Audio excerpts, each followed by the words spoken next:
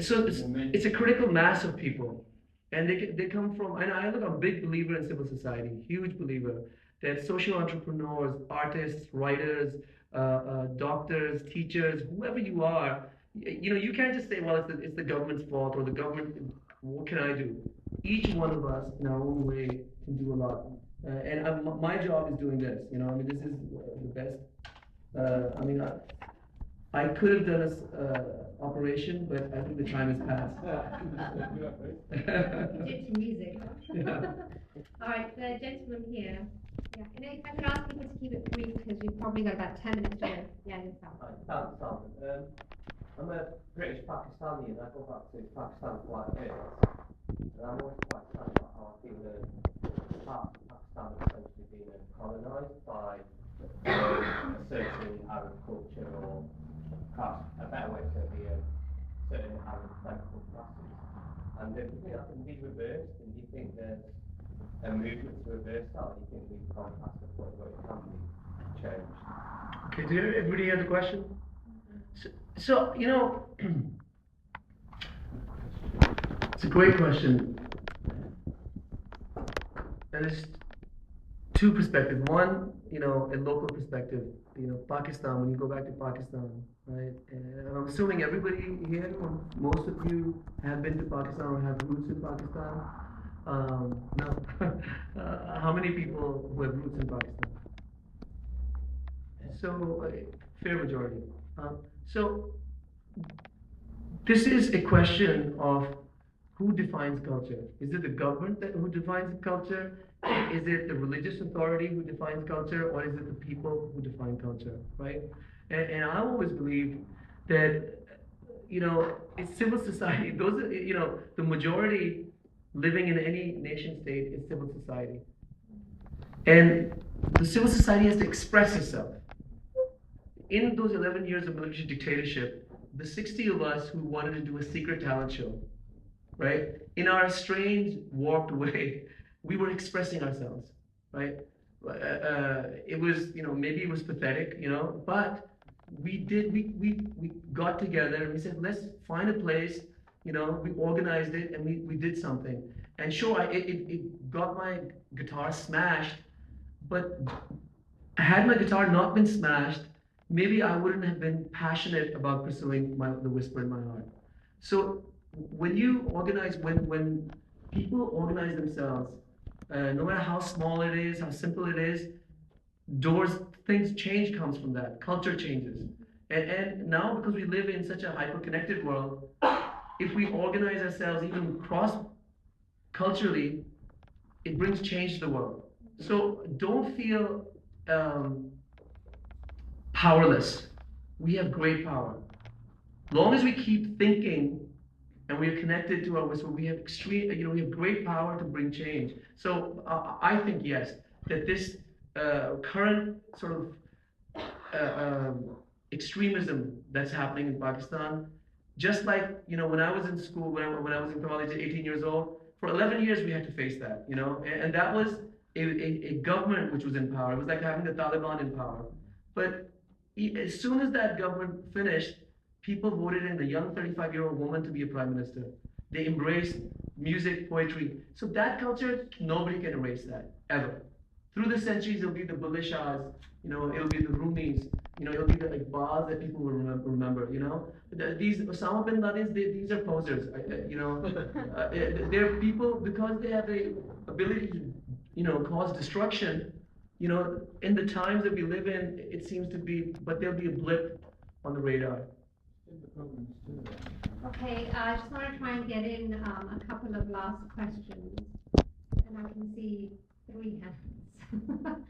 Are you okay to carry on for 10 minutes? Yeah. Okay. Can you make them really quick, please? Yeah, sure. Just sort of 2 questions. What sort of music are you enjoying coming out of Pakistan at the moment? What is your preference of the current music coming out of Pakistan? And secondly, in Pakistan, there's who is actually carrying on the rock and roll jihad that Junoon started? You have maybe 2 extremes starting up. For example, Junaid Jamshed and Ali Haider going over to the more knots and stuff. What do you think about the extremes and the future of the rock and roll jihad? Sure. So on the first hand, I think because of the fact that Pakistan has had to deal with this political chaos, right? Military dictatorship, democracy, corruption. It's made artists strong, and so the young, sort of the modern musician, whether it's Junoon or vital signs or fusion or jal or strings, and even Hadika Kiani and Junaid Jamshed, it forced them to sort of compose, music which wasn't just purely, entertainment.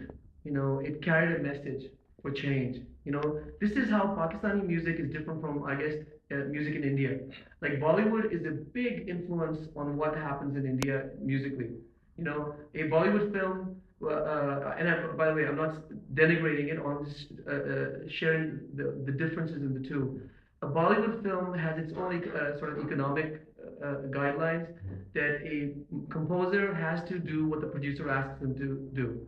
Meaning that if Kajol is running from one tree to the other, he wants music that's soundtrack to that, right?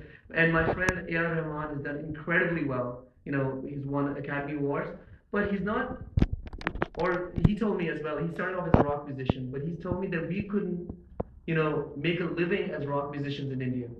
We had to join Bollywood, because that's where the money is.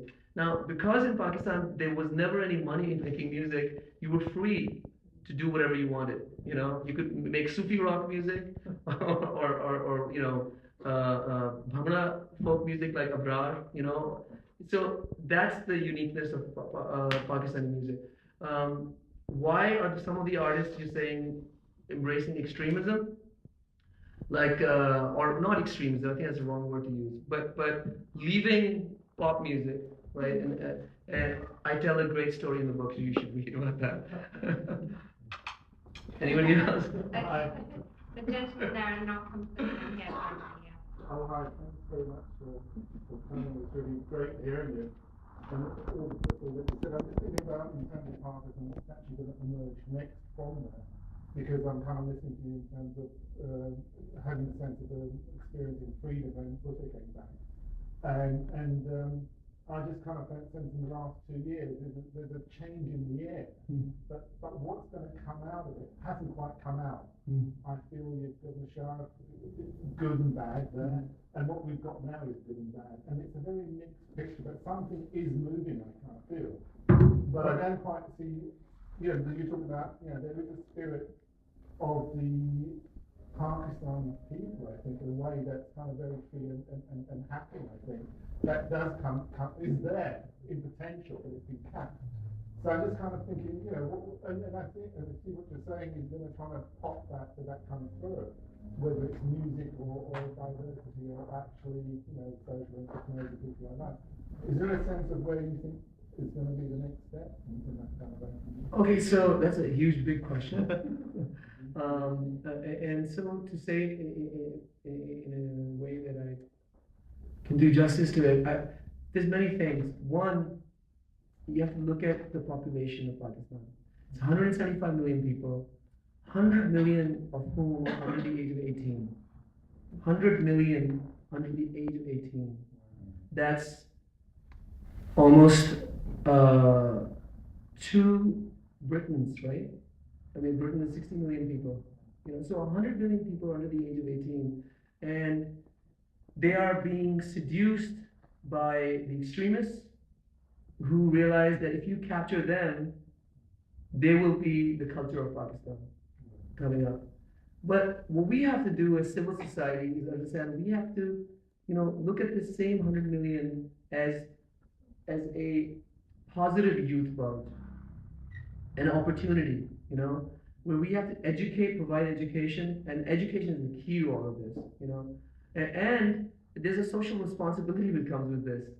So I have to realize that, look, if there's people in my community who need help, well, community service shouldn't be a government job. It's a local job. It's a civil society job. Nobody will come and tell you, that in your community there are people who are dying of curable diseases. You have to do that. I mean, this is anywhere in the world where societies have